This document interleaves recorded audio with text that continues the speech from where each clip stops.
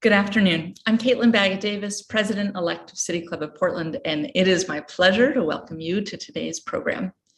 Before we begin, I want to acknowledge that the land we are on is native land and was stolen from people who lived here for thousands of years. Together, we recognize their unbreakable connections to this land, and we honor the resilience of their ancestors and the hope for future generations. With this debate cycle, City Club sustains a tradition of more than 100 years of candidate debates. While much has changed, City Club continues to be an independent and nonpartisan community committed to providing a space for people to gather and participate in lively conversations about the critical issues confronting our region. Since our founding, City Club has been a champion for this kind of civic engagement, creativity over partisanship, and the common good over narrow self-interests, while holding space for new voices to be heard. We are building and stewarding an open and inclusive public square where all Oregonians are welcome for the exchange of ideas, discussion, and debate about the issues that matter most in our communities and at the ballot box. Today, City Club is hosting a debate between two candidates running for Portland City Council position number 2, incumbent Commissioner Dan Ryan and challenger AJ McCreary. As we get started, I want to recognize and thank the producer of today's debate, Leslie Johnson, and I also want to thank our American Sign Language interpreters, CM Hall and Andrew Tolman, and the entire volunteer events committee for working so hard to make this event and the whole debate series possible. Thank you, thank you, thank you. City Club has been sustained over all these years through the generous support of our members, individual donors, foundations, nonprofits, and businesses, large and small. Today, we're grateful for the collective support of all of our members and donors. In particular, I want to thank our debate series sponsors, Chevron, The Standard, Northwest Natural, Tonkin Torp, the Oregon Business and Industry Association, and the Oregon Association of Hospitals and Health Systems. I would also like to thank our partners at X-Ray FM for sharing this program with those who will be listening on the radio and podcast later on. If City Club's work aligns with your values, I hope you will support us as we continue to produce forums and debates, lead public policy research, and advocate for positive change. In addition to showing up for our events, there are 2 ways that you can support the work of City Club. First, you can start today by becoming a City Club member. For more than 100 years, our members and supporters have helped City Club hold Oregon's leaders accountable. You can learn more about membership online at pdxcityclub.org/membership. You can also support City Club's work by making a donation today. Our events, which are free to all, are made possible by individual donors like you. Please consider making a gift to help us continue to provide thought-provoking debates and conversations.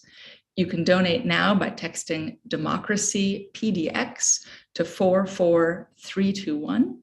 That is Democracy PDX, all one word, to 44321. Or you can give via our website, pdxcityclub.org/donate. Whether you become a member, make a gift, share the link with a friend, or just watch today's debate, all of us at City Club thank you for participating and helping to bring the public square live to your homes. It is now my pleasure to welcome my friend, Elisa Dozono, moderator for today's debate. As Clear Results Senior Corporate Counsel, Elisa manages all litigation and employment issues for one of the largest providers of energy solutions in North America. Previously, she was a litigation and government relations partner at Miller Nash, where she was recognized multiple times as a top 25 women Oregon super lawyer. In 2019, she received the Oregon Women Lawyers Roberts and Diaz Award for her work to empower women and marginalized communities in the legal profession. And before working in law, Elisa spent 12 years in public affairs and media. She ran the Clinton-Gore presidential reelection campaign in Oklahoma and served in lead communications roles for Governor John Kitzhaber, Portland Mayor Vera Katz, and the Port of Portland. What a resume. She was the first woman and minority to chair the Oregon State Lottery Commission and the first Asian American to chair the Metro Expo Recreation Commission. Thank you so much for being here today. Thank you so much, Caitlin, and welcome to City Club's debate for Portland City Council Position 2, featuring incumbent Commissioner Dan Ryan and challenger Ilana A.J. McCreary. So I'm going to start by providing some background on the role of Portland City Council, and these notes come from the 2019 City Club Research Report, New Government for Today's Portland, Rethinking 100 Years of the Commission System. So all city governments are organized to exercise power under four main categories: executive authority, implementing city ordinances and policy, managing the city's personnel and resources.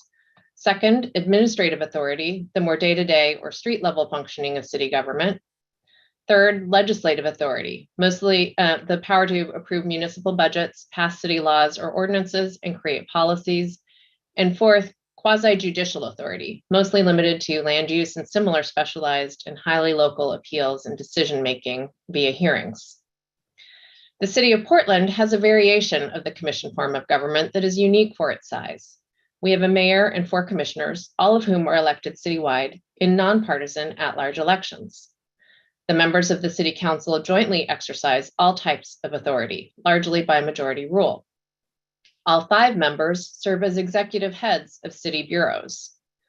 The mayor has the power to appoint and remove commissioners from their assigned bureaus and departments, but otherwise only has one vote of the five on city council, which is why it's frequently called a weak mayor system.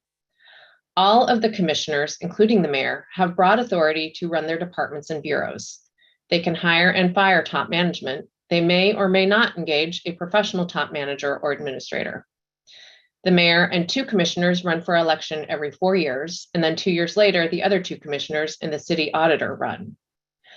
This system has been in place with the same size city council since 1913. In that same period, the city's population has grown from 200,000 to nearly 640,000, to say nothing of the changes in diversity of the population and of the range of business, social, and cultural activities. We are currently in the midst of a once every 10 years charter review process.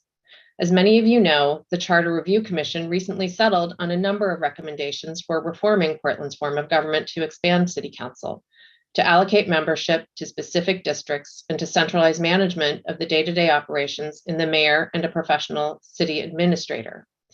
If you're interested in more specifics on potential reforms, go to portlandoregon.gov/OMF/charter-review-commission. So with that background, we have about 1 hour and 15 minutes for this debate, and I know you're eager to hear from the candidates. So I'm going to outline the ground rules and then we'll begin. Each candidate will have 2 minutes for an opening statement. Once the statements have concluded, we'll move on to my questions for the candidates, which will include a lightning round. Each candidate will have an opportunity to answer each question. Once the moderated questions have concluded, the candidates will ask one question to their opponent. From there, we'll move on to audience questions. City Club has solicited questions in advance from members in the community and all viewers who registered on the City Club link. I'm going to select from these questions.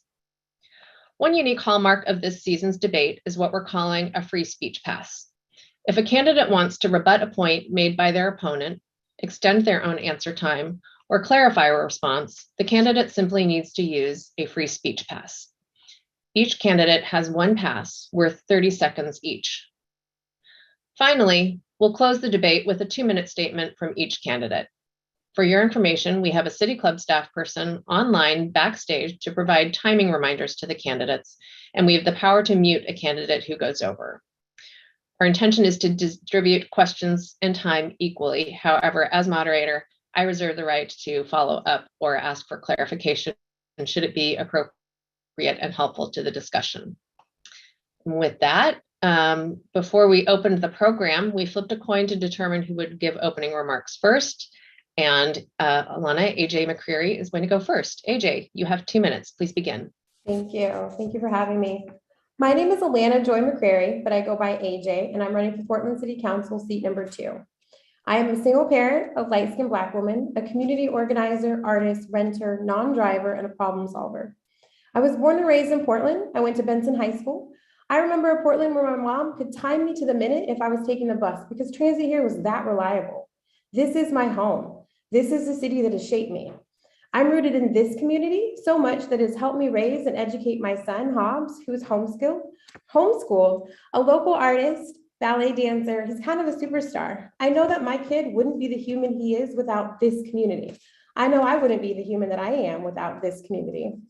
I had my kid when I was in college, and I'm the only parent he has. I've relied on social service programs, community-based organizations, and the kindness of those in this community to get by. And that is why you can always find me in community, because it is in this community where I feel most at home, rooted and connected.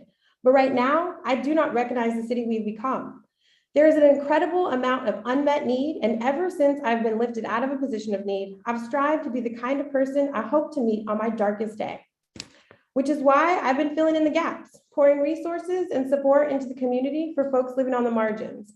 As the executive director at Equitable Giving Circle, a Black-led nonprofit I helped found, I have led the charge to raise and invest over $4 million over the past 2 years to support our most vulnerable Portland families.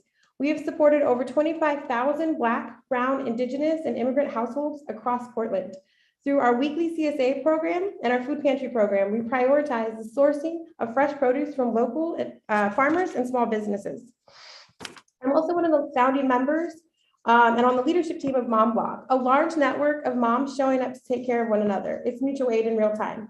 We have fed over 800 PPS families when PPS cut nutrition services during the 2020 wildfires. And we provided AC units or hotel vouchers to over 100 families during the deadly heat wave last summer. People know me as a doer, a solution-based, data-driven bridge builder, and you can see that through my work on the ground in real time, in my supporting and raising of capital for enrichment programs, housing, and direct care. Portland is in crisis right now. Our housing issues are growing. Public safety is not a concept we experience. And climate change is no longer a future threat. It's a right now threat. Unfortunately, sorry, AJ, that's time. You're a little bit past time, actually. So we are moving on to Commissioner Ryan. Thank you, Elisa, and the good people at City Club for providing a venue where dialogue and debate remain the mission. Hello, everyone. My name is Dan Ryan. I was elected to the Portland City Council less than a year and a half ago, and I'm just getting started, and I look forward to serving my hometown for a full term. I said yes to being a leader for our city at a time when the majority are frustrated. I know I was one of them. In fact, for me, it started over a decade ago. I would think, why are local government leaders tolerating the intolerable? And since my arrival, I've been focused on results for homelessness, community safety, economic recovery, and with a committed lens to racial equity and climate justice. I embrace my lived experience of losing my brother on the streets with a dual diagnosis of mental health and behavioral health, and have had the courage to disrupt the houseless industry's housing first playbook to a much needed reset towards a service first playbook, which includes on-ramps for those who are chronically homeless to receive services and assessments that leads to successful housing, work, and life. I stopped the defunding slogan from becoming a failed solution and pivoted and have been building a community safety system with concrete steps towards restorative justice. I called out and tackled the notoriously flawed permitting system, a failed system that really works for no one and has become a major roadblock for building affordable housing and economic recovery in general. Today, we are moving to an efficient, streamlined system. And I worked with the Office of Tribal Relations and denied industry's further development of fossil fuels in our city. After living with HIV since the early 80s, I received the official AIDS diagnosis in 1995. I came home to be near my sister since I knew she would tolerate me. Fortunately, new medicine emerged, and that same doctor who told me to make plans told me to get back to work. And here I am 27 years later, continuing to be of service to my hometown. Like me, I know Portland will come back and we'll have another chance. We are both long-term survivors, and I know Portland's best days lie ahead. I look forward to expanding on these opening thoughts as we spend this hour together. Thank you. Thank you both.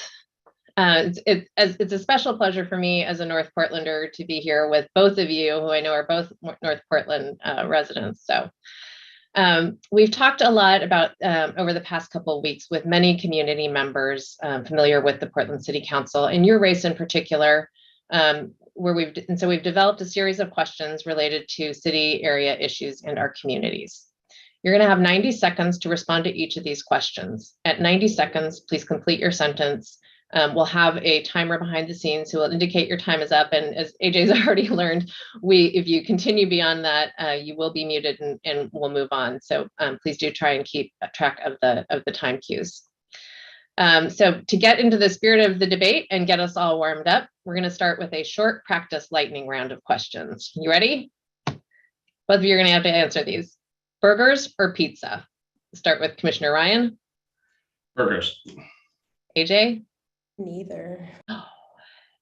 Books or Kindle? AJ? Books. Books. Soccer or football? Commissioner Ryan? Football. Neither. Basketball all day. I'm with you, AJ. Okay, so now that we are warmed up, we're going to get the real questions. Since AJ went first in opening remarks, Commissioner Ryan will respond first here. We're going to start with a question about the form of government. As I mentioned earlier, the Charter Review Commission recently made a number of recommendations for changes to the city charter. One of those suggested changes is creating 4 districts for city council positions. Do you agree that elections by smaller districts instead of at-large citywide elections will improve governance and the quality of representation in the city council? Why or why not? And if so, what is your sense of how those districts should be created and what criteria would be most useful to those determinations? Yes, first of all, I want to thank the City Club for being a leader on this issue for some time. Thank you for your persistence. I was one of those voters back in, I think it was about 20 years ago, that voted yes on reforms to the city charter. I think it was me and about 2 other people. No, really, it was a pretty low turnout, but I think it was like 20%. I'm really all in for geographic representation throughout our city. I think that's very necessary. And I really want to applaud the work of the Charter Review Commission. All of us on City Council helped appoint people, and I'm actually really looking forward to the robust dialogue that we'll do with them and amongst ourselves soon. I definitely am all in for an executive branch, a legislative branch, and we definitely need a city manager. It's very important that we get out of the silos that we currently can be in when we're just focused on our bureaus. In my time in office, I've tried to act as if we've already changed the form of government. So I'm looking forward to diving into the details. I'm definitely all in for geographic representation, and I think we're on the right path. And I'm looking forward to this being on the ballot in the fall. AJ. I'm also in agreement with the changing of the charter. I am part of the Charter Commission outreach program, and it is definitely a need in our city to make these changes. I am absolutely in agreement that we need more people on city council and in city hall making decisions. We need more representation, not less. And I do think that having intentional folks from different districts is really important. It'll be interesting to see how we actually redefine districts, because we know the history of how we have intentionally excluded people in the way that we line things up and try to mark stuff out. This definitely needs to be a community-led process. So as we are moving forward, I'm definitely in full support and excited of the ways that we are starting to see things happen within that space. We need to definitely engage more community in the decision-making process so that we have an outcome that supports everybody. I'm just going to follow up briefly because I'm not sure that I heard from actually either of you. If you have an opinion on how the districts should be created and what criteria should be used in those determinations. We'll start with AJ and then Commissioner Ryan. Well, I think it should be a community-led process. When we're talking about the districts, we also need to be making sure that we have representation from the most marginalized folks. So we need to be thoughtful about that, looking at both the income levels as well as the needs of different communities when we are breaking up into who is going to be representing whom. This definitely, again, needs to be a community-led process. In terms of exactly where those lines are and the fly of the moment, I cannot tell you. I think that would be irresponsible and unrealistic on my part.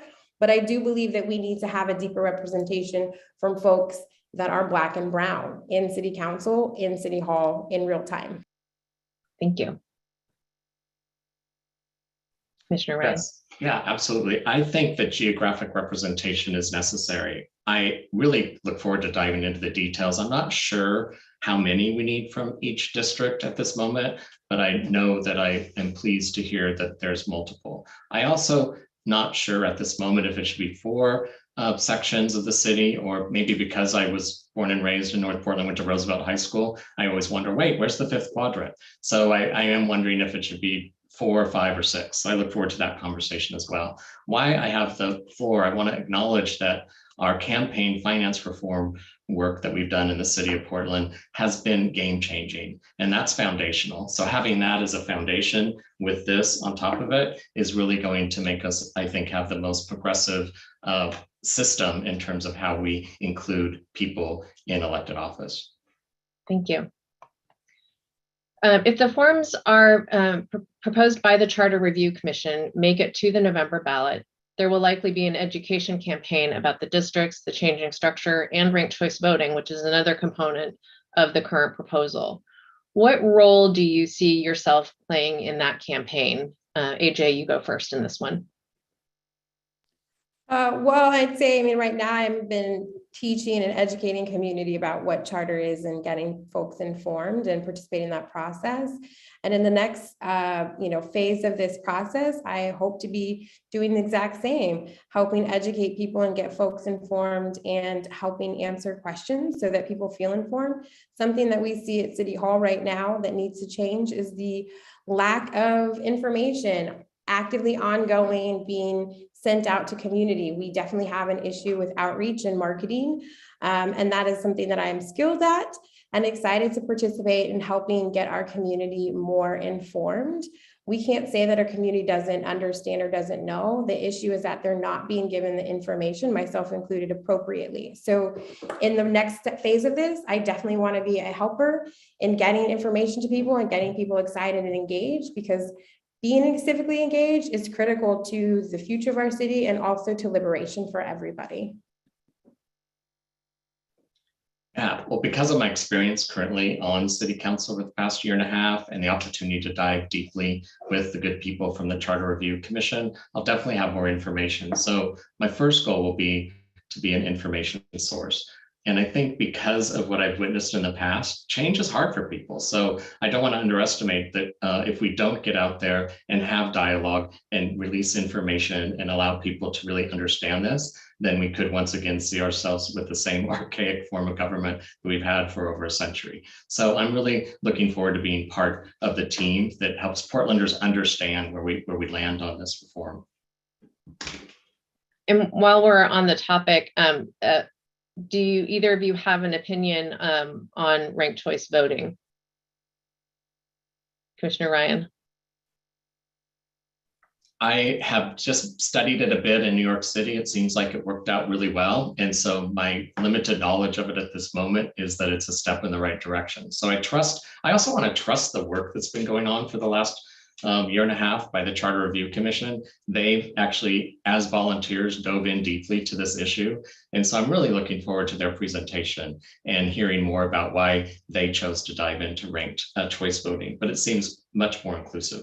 So I will be looking at that with a favorable lens. Thank you. AJ? I'm also in support, but the way that I like to organize and lead also is a community-driven process. And so I'd be curious how our community is responding to that and also feels about it. So while I'm in support, I definitely think more conversation and community needs to be brought into before we're moving forward in sort of any one policy or one vibe. Thank you. In the present structure, as a city council member, you would be assigned to oversee one or more bureaus or departments. If you had your choice, Commissioner Ryan, you may have already had your choice, what would your first choice be? And what of your qualifications and experience best suit you to that choice? And do you have particular reforms already in mind? Commissioner Ryan? Yeah, when I was elected in September of 2020, the mayor did engage me in a brief dialogue about my choices. I said, first and foremost, I'm just ready to serve. I did ask if there could be bureaus that had some overlap so I could look at systemic reforms. And so I was pleased with the dotted line relationship to the county who runs all the homeless services to be that person on the city council that's appointed to the homeless services. And I also liked that a few months later, the mayor added the housing bureau. There's a direct continuum from people living on our streets, chronically homeless, all the way to building on-ramps, to building generational wealth, being homeowners. And so I really enjoy the fact that there's a continuum that I brought to the dais in that narrative. And finally, I think BDS actually is also systemically connected. One of our biggest roadblocks to affordable housing, to residents getting their kitchen remodeled is, and small businesses just merely wanting to add a window, is our permitting system. I know it's a little policy wonky, but our permitting system has been plaguing our city for some time. And I dove in with Commissioner Maps to lead reforms so that we can really build a more streamlined, efficient system. And I'm really proud of the fact that we brought everybody together, meaning all 8 bureaus that do permitting, and also customers on the outside, so that we can have honest, difficult tension in the meetings, which really proves to be the best policy. And more importantly, to start to do better practice. Thank you. AJ? I'd say the top two bureaus that I'm most interested in working with are housing and civic life, and mainly because I have an experience and I also have a really robust solutions for both. Housing is critical because we need to really support community members from being houseless and getting into a path of recovery and to get housed. And we need to be focused on some long-term solutions. My work at Equitable Giving Circle, we've done some work around housing and I'm very passionate and knowledgeable about it. I'd also say civic life because I really believe that is part of the heartbeat of our city and how we are starting to connect folks to City Hall and heal the community. Right now, we are in crisis and we need a lot of healing. And Civic Life has a great opportunity to start being the bridge. We are the city of bridges and we need to start acting like it.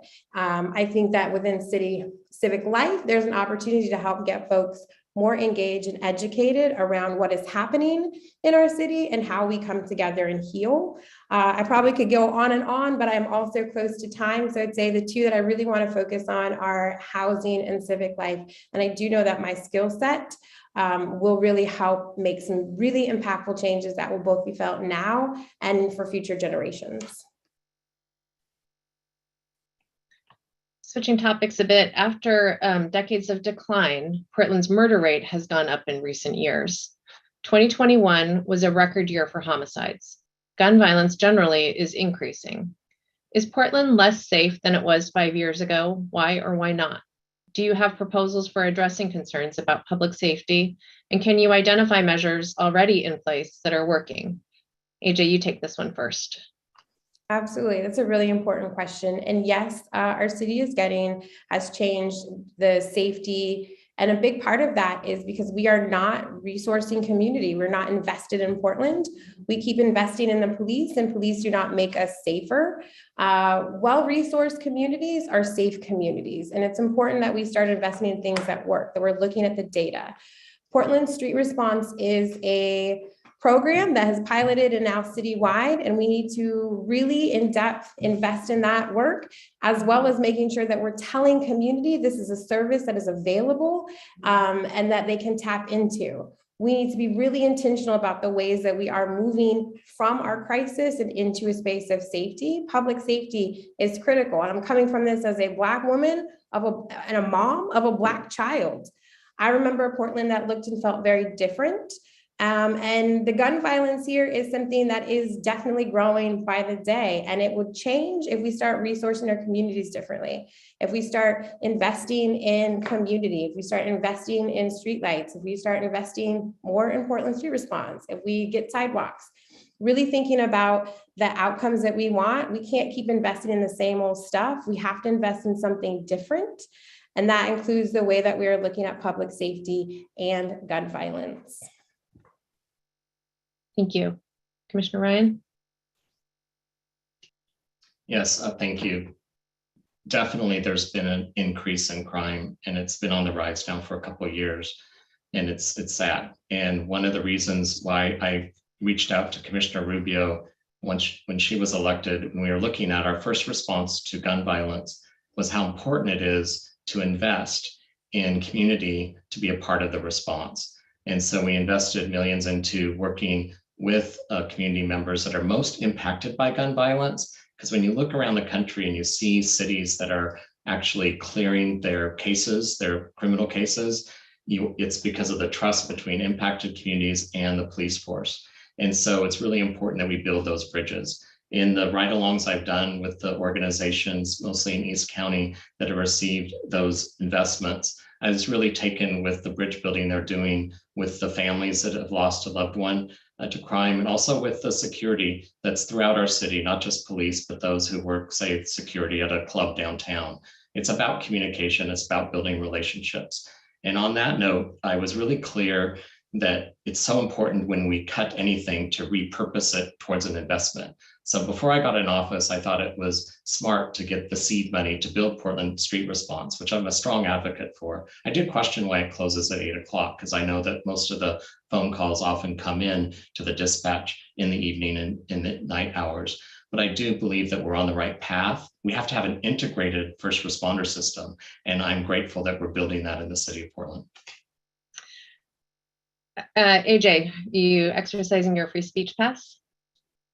Yeah, I just quick question for Commissioner Dan Ryan. Didn't you vote against that though? Is this the question to the opponent time, or is this free speech time? I'm just confused. Free speech time. Well, I think it's really, well, I'll just go this way. But then she says, okay.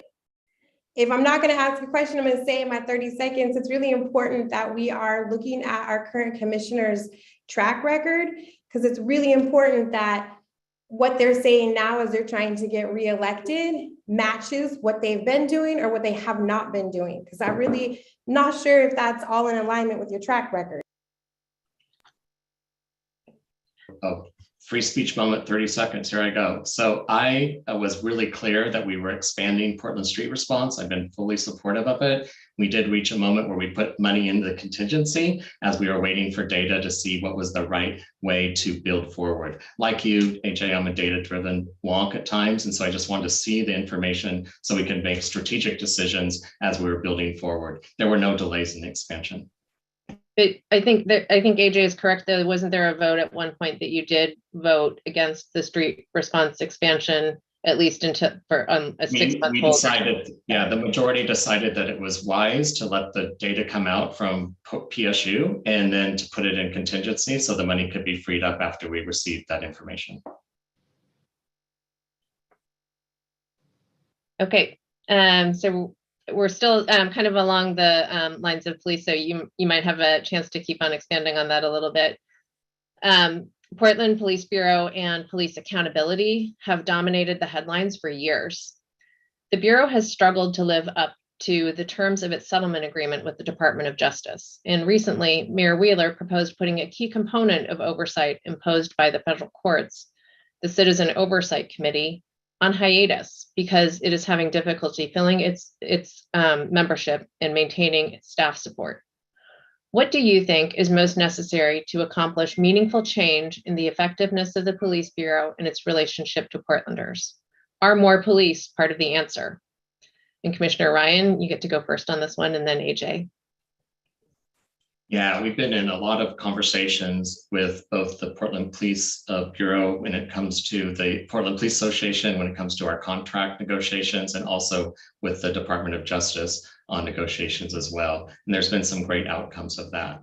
I think it is very important to always keep a system in place. I think Portland, the state of Oregon in general, has a tendency to shame something, close it down, but not replace it with something immediately. And that's never good, whether it's a sobering station, a mental health hospital, or an oversight group that's much needed to keep the checks and balances in order. So I want further conversation with the mayor about what he recently mentioned. I'm excited that with the DOJ negotiations, we will have a dean of training, and that will be a civilian dean of training. That's definitely a step in the right direction. Body-worn cameras will be implemented into the budget, where we will not allow the police to look at it before they write the report, but we'll have the transparency that Portlanders have been asking for.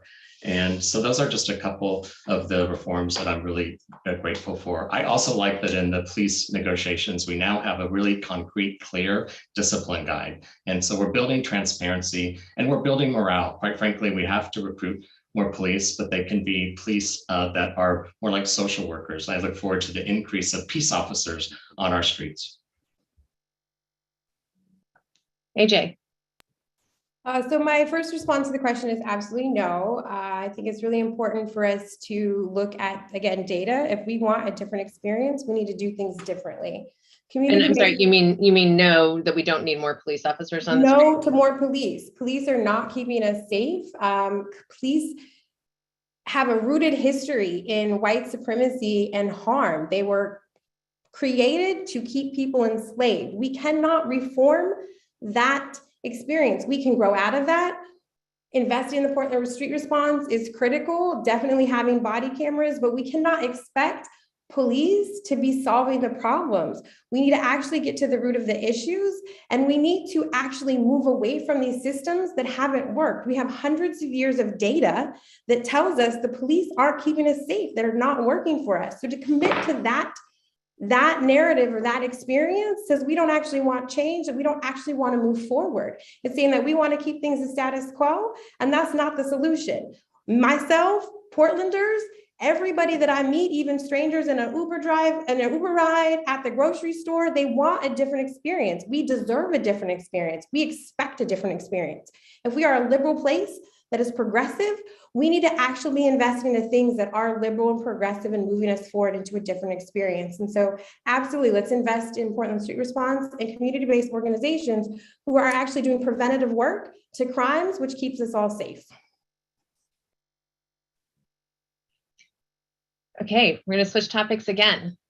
We know that people are houseless in Portland for an array of reasons, including but not limited to the cost and availability of housing, lack of employment or low pay, mental health issues, criminal records, substance abuse. And there's a tension in the local discussion about solutions between emphasizing short-term temporary shelters to get more people off the streets and sidewalks and into cleaner, safer environments, and the longer-term work of building a meaningful supply of affordable permanent housing. Where do you put yourself on this spectrum and why? First, AJ, and then Commissioner Ryan. I'm really here for some long-term solutions. Currently, the reason why we have this crisis growing in the way that it is because we just keep moving short-term solution to short-term solution, moving houseless folks from being houseless outside to another different kind of houseless outside is inhumane and wrong. It's also a big waste of dollars. I know that our community at large would like to have a different experience, and we are a compassionate community and would like to see people taken care of. And so we really need to be looking at the income inequalities. We need to be looking at getting people into long-term solutions. We need to be thinking about home ownership. Shelters don't address any root issues. It just moves it from one place to the other. And so we can't criminalize houselessness. We cannot criminalize our neighbors. We need to start supporting people and, again, address the root issues in real time. Right now, we're just wasting money. What is like the last report that I was reading was like hundreds of millions of dollars have been addressing this issue over the last couple of years, and outside looks like worse. I don't think our current model of change is working. And so we really need to be addressing the root issues, creating long-term solutions, and actually having a trauma-informed, humane, care-driven, thoughtful housing, which we currently don't have. Yeah, thank you for this question. I come at this definitely from a lived experience. When you lose a brother on the streets in Portland who had a dual diagnosis, and it was really difficult to find services. So there's a reason why I've been disrupting the narrative to really say, let's talk about services first. I think sometimes we polarize the issue between shelter and housing, and it's really about getting information from all of our houseless individuals on the ground. I led the effort to sign a contract with Community Solutions. They have a Built for Zero program nationally, and they do real-time data, operational data. We don't have those data sets right now. You can interview 100 people and you'll have 100 different stories on why someone is homeless. And sure, there are so many people that can move quickly into housing. And then there's others who are on our streets who are suffering from dual addiction, like my brother. And we just happen to live in the state with the highest number of untreated addicts with the lowest number of treatment centers. And so I hope in the gubernatorial races, it continues to be a big issue, because being in last place for behavioral health and for mental health systems is not a winning combination. I know everyone that's on the street is not a dual diagnosis, but I do think that there are more than we admit. And I do think that the fact that Portland has drawn people actually to live here because we unfortunately tolerate the intolerable with an open air drug market. And the new drugs are really harsh and very dangerous. I know this from talking to people on the streets. Thanks.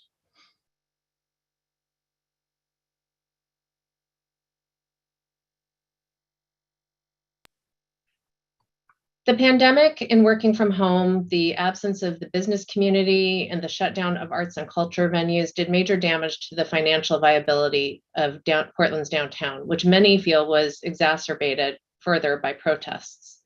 My former boss, Mayor Vera Katz, felt that the health of downtown was vital to the health of the city overall, but the public is getting mixed signals about the prospects for downtown. Is the downtown core safe for business and events? Do we need to restore people's appetite for supporting downtown? If so, why and how? Commissioner Ryan, you're first, and then AJ. Absolutely. And first and foremost, I can say that as the foot traffic increases, I do think crime will decrease. There is safety in numbers. I've noticed that just in the last 4 weeks, I've been back at the office, and it's been nice each week to see an uptick of people on the streets. I think we most recently had a gathering of basketball fans. That is my number one sport as well. And they were here for the NCAA tournament, and it was exciting to see joy on our streets once again. I'm excited also for the fact that we have community festivals coming up, a Rose Festival reunion, or Rose City reunion for the Rose Festival, followed by the Pride Festival, and then Juneteenth. Portlanders need to come back on the streets and celebrate, and that will really help quite a bit. I'm leading an effort to make sure in the spring bump that we include investments from Prosper Portland to make sure that we have repair grants and also stabilization grants in the budget next year. Our small businesses have been hammered by vandalism, and there's been quite an uptick and increase in their insurance costs based on this. And so City Hall needs to be there for our small businesses. They are the backbone of our city's economy, and they are the revenue streams that we must covenant.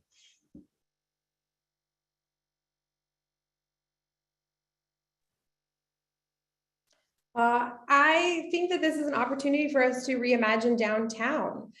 Small businesses are nimble, and also we need to support small businesses coming into a time that is different. We are coming out of this pandemic, hopefully. The numbers are still sus, but we are moving out of that experience, and we need to help our small business adjust. We need to prioritize absolutely having, art festivals, street fairs, cultural events. City Hall can absolutely be supporting that. One of the ways that we can help get folks moving downtown is have fareless transit. That is a definite attraction to helping people come into the area and be excited and making it accessible. I think that when we're talking about downtown, we absolutely have to be reimagining for the future. A lot of these conversations that we're having right now, they're trying to keep us in the same place. They're trying to go back to pre-pandemic. What the pandemic has shown us is that Portlanders, people everywhere, are not interested in going backwards. They're interested in moving forward. And so really reimagining the way that we are moving downtown, that we are existing downtown. We have a lot of empty office buildings. Why aren't we looking at turning those into affordable housing? Why aren't we looking about really reimagining what we have into a place that we want to be? When we think about Portland, let's be thinking about making this a place that works for 5-year-olds and 85-year-olds. And to do that, it means we're not going backwards in our planning. We're moving forward in real thoughtful ways. I'll do my 30-second thing. Okay. Right? I think you... What's that? I was going to say, I think you used it to respond. Oh, I thought we got 2. 30 seconds. Oh, I thought we got 2. Okay, sorry. Just one free speech pass. Sorry. So it's a good segue, though, into our final question of this portion of the debate. By now, we all know someone who has moved away or is talking about moving away from Portland because of taxes, cost of living, violence, homelessness, or other reasons. What are your best arguments for staying and investing in Portland's future? And I think this one we go to AJ first and then Commissioner Ryan. Well, Portland is my home. I have left and come back many a times, and I do truly love Portland. The things that I love about Portland is that it's a rainforest. It's a place that has had economic and environmental harm and moved out of that and been able to recover.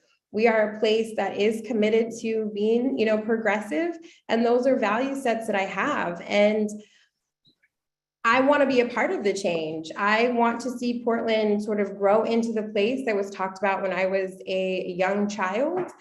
I believe in Portland as community members. I'm doing a lot of work on the ground and have the opportunity to be in community with folks. And I believe that we just need some shifts in leadership and some shifts in our values and priorities in City Hall, because what's happening in City Hall doesn't mirror what is wanted in the city as far as residents and community members. I love this place. I wouldn't be here if I didn't love it. And I do truly believe that we can work together to have a different experience. And you can see my work with Equitable Giving Circle and Mom Block. If I didn't love the city, I would not be doing that work. I want to take those vibes to a city level and help us really transform our lived experience here. That's why I'm here. And I would tell people, get to know your neighbors in Portland if you're not sure about this place, because the people in Portland are loving and caring people. We just need different leadership to help us shift our values in a larger way.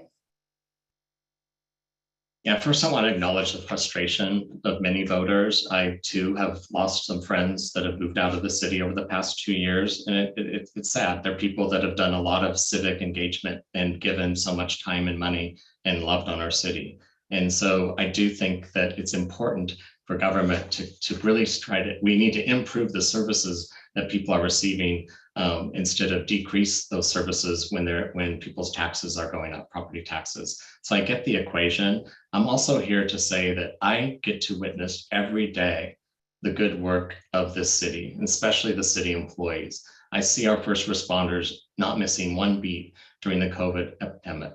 I've seen all the bureaus respond the best they can to figure out how to be of service during COVID and during virtual service that they've been giving. My point is, people have been working their tails off to try to keep our city running during this time. And I want to say that this is a city that's always attracted small businesses. It's always had a creative economy. And one reason I'm so focused on affordable housing for essential workers and also for artists is because we need them to be a part of our fabric. We need that vibrant joy in our streets that they create. And I'm really excited to know that we're leading the nation in B Corp investments. And I think we can really capitalize on that, as well as really do something about the green economy. One reason I focused on permitting is because it's impacting everything, especially our solar economy. And we need to be the leader in that. Thank you. This is the portion where we have set aside time for each of you to ask a question of the other. So please be succinct, keep your question to about 20 seconds, and please do state it as a question. Each candidate will have 60 seconds for the response. For this round, Commissioner Ryan goes first, and then AJ. AJ, I've really enjoyed the few times we've been together. I really enjoy hearing about your service to our city, and I'm learning a lot about what you've done, your values, and it's been incredible. I would love to know more about how you think. And so I also realize we have a different thoughts about how to move forward. That's my way of saying, AJ, would you have tea or coffee with me on May 18th? I'll have to ask my child, because my schedule is very much related to him. And so cannot say yes, because we might be doing very different things together on May 18th. AJ, your question to Commissioner Ryan. My question for you, based off of hearing you used language about trauma-informed housing, I'm curious what your definition of trauma-informed approaches to housing are. I think it's really important to know that one size doesn't fit all. And so I've always looked at a lot about trauma-informed as the individualized agency of the person and meeting them where they are. I really am a big believer in building resilience and really tapping into that desire. I just know with my brother on the streets, when someone is in his condition who has been using drugs and going away from mental health therapy, but instead medicating on the street, it just became so difficult to reach him. One will choose their addiction over the love of their family. That's just common. And so how can we as a county and as a city be more responsive to those on our streets? And how can we stop being the chief enabler, but actually leading with real compassion and real services? And that's what I know Portland can do. And that's what I know the state of Oregon can move forward on. And I want to be a part of the leadership that blows the whistle on our failures in this manner and build something that we can all be proud of.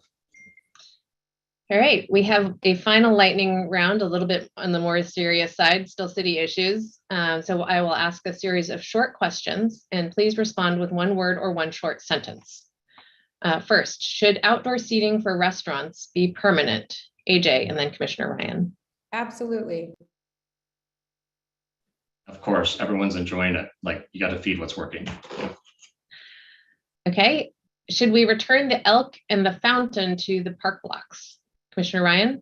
Yes, indeed. Restore the elk exactly as it was with the fountain. It's a focal point of our city, and we can build all the wonderful infrastructure that we need around it.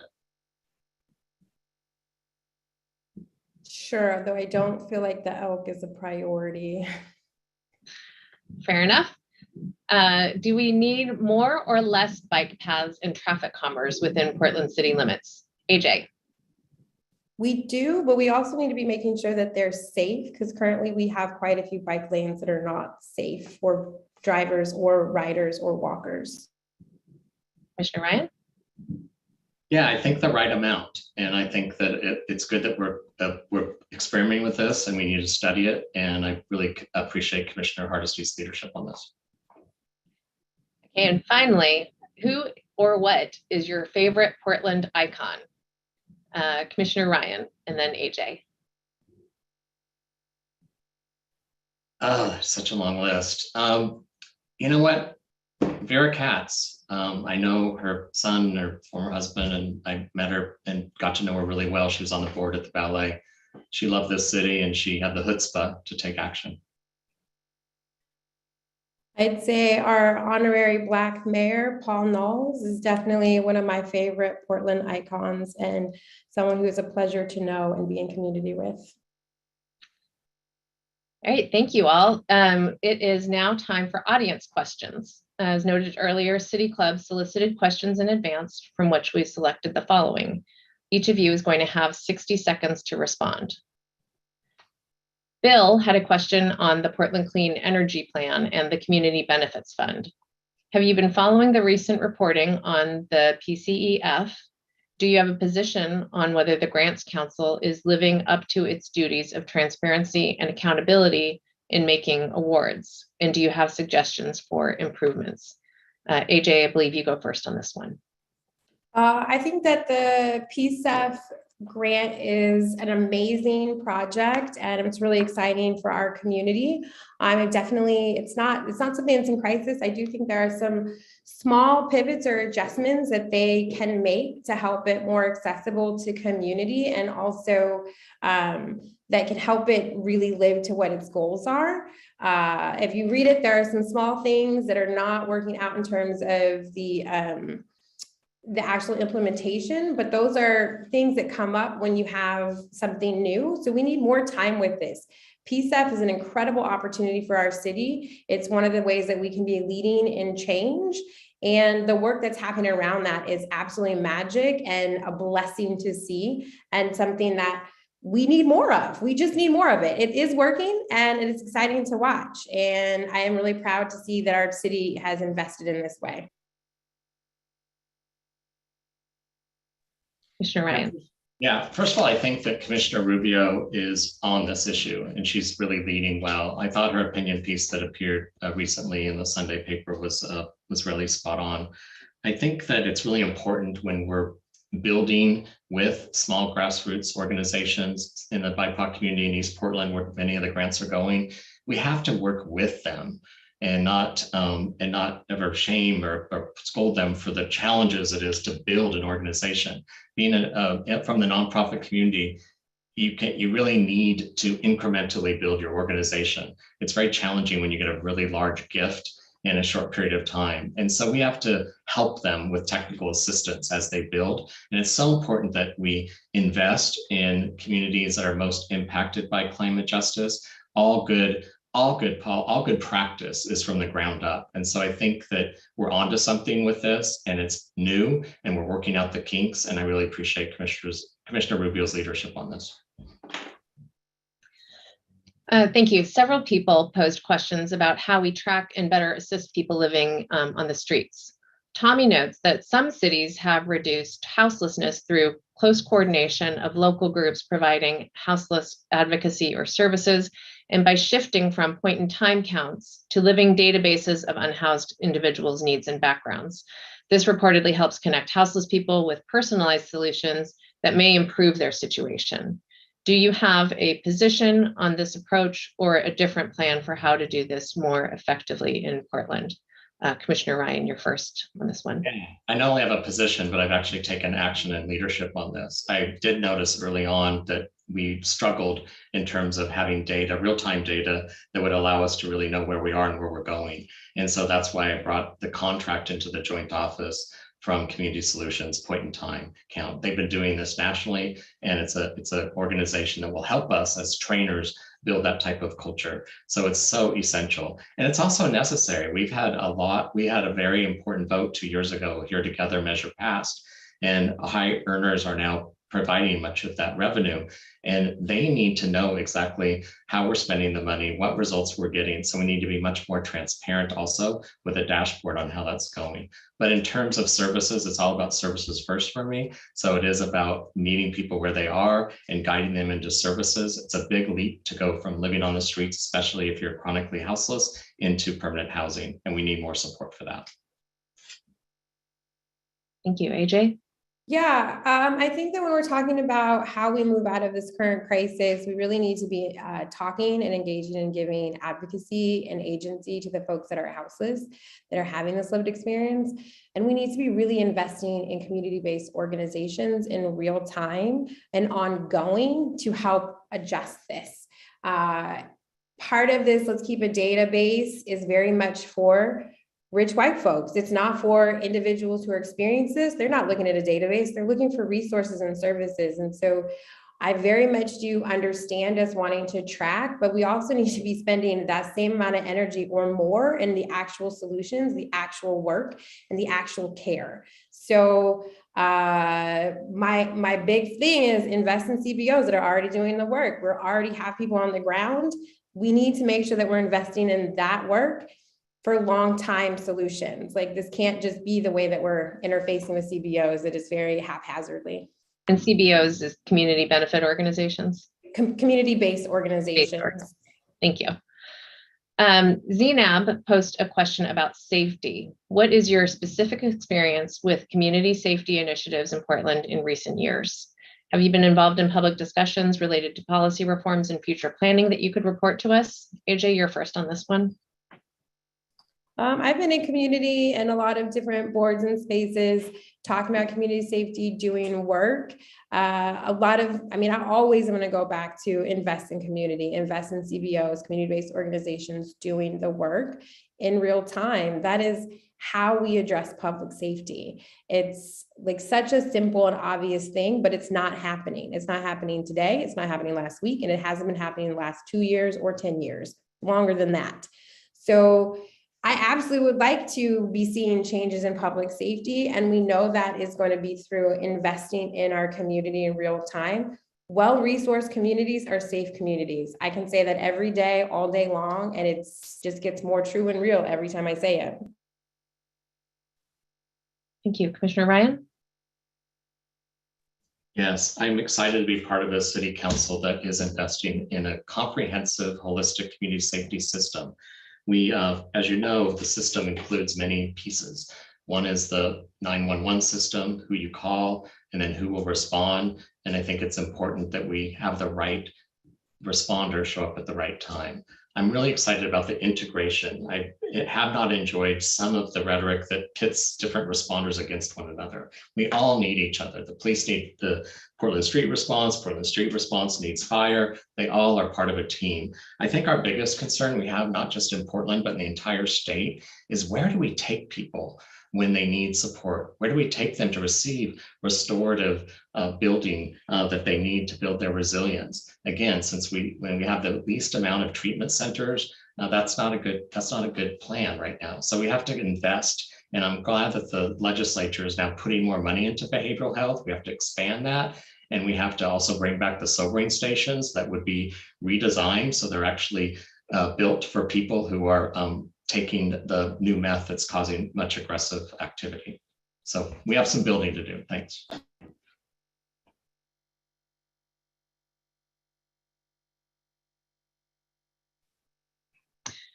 We've spent a lot of time on homelessness, but it is a focus of the audience questions. So here's another one from Christina.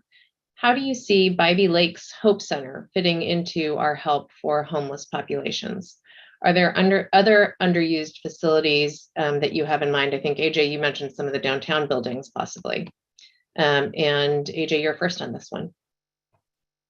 Yeah, I think that is an opportunity for us to build and to look into. I also think it's important that we are creating solutions citywide and not trying to make folks go to one quadrant or one location. People are houseless all over the city, and people are houseless in different neighborhoods for different reasons, right? Like they might have grown up there, they might have been there, maybe they're in that neighborhood because their kids' schools and activities are over there.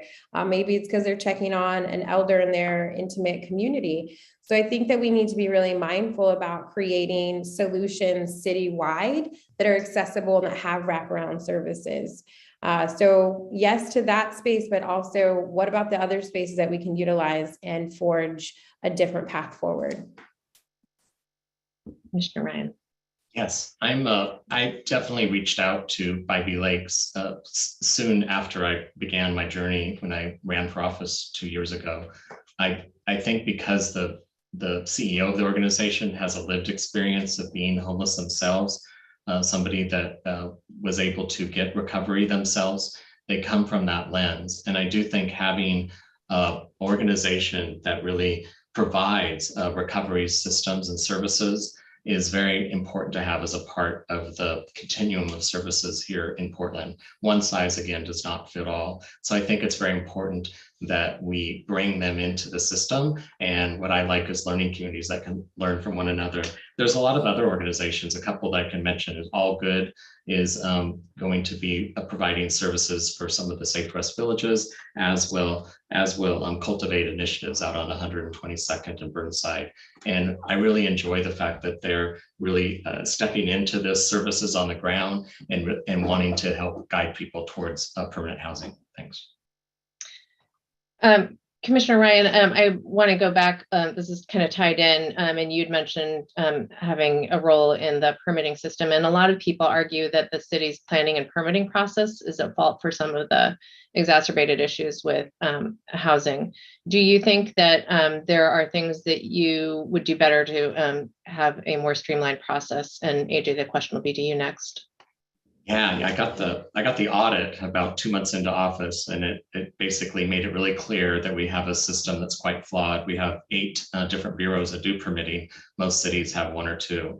And so I asked, have we ever had audits similar to this? And there was one, I think 15 years earlier, that was kind of identical. So this is one of those cans that we've kicked down the road. I've led with Commissioner Mapps on building a task force. We have all the right people at the table. We're making decisions already to streamline from 8 to 3, and we're bringing some regulatory policy on this matter as well. So I'm all over this issue, and I really want a full term to see this through, because we've passed a lot of policy in the city of Portland, at the county, at the state, and so much of our policies don't get implemented. I'm an implementer and I want to see it through. Yeah, I definitely agree that we need to not have 8 bureaus managing permits and bring it down. We need to be having our bureaus work together. That's something that doesn't seem to work. I mean, all of our bureaus are working in silos. I'm definitely know many small business owners and many organizations that have had super massive issues with the permitting process, and it's definitely leads to homes not being improved. It leads to projects not being done. So it's definitely something that we need to address and streamline. Not being in that position yet, I still have some, I have some thoughts that I want to grow into in the best ways to address it. But it's definitely something that is a high priority because many of the programs that I work with, STEPS PDX, we're definitely dealing with a shortfall from the city in terms of some permits that it's not our fault and it sucks. So we can't have that happen to community-based organizations or small businesses or homeowners. All right. And finally, Melinda posed this question. Could you please each identify the quality of your own experience and candidacy that best qualifies you for this position? AJ. I have a track record of getting hard things done. I am rooted in this community and a younger, fresh voice in City Hall that we need. My work at Mom Block, my work at Equitable Giving Circle, my work previously in civic engineering is really what is rooted in how I know I can get this job done.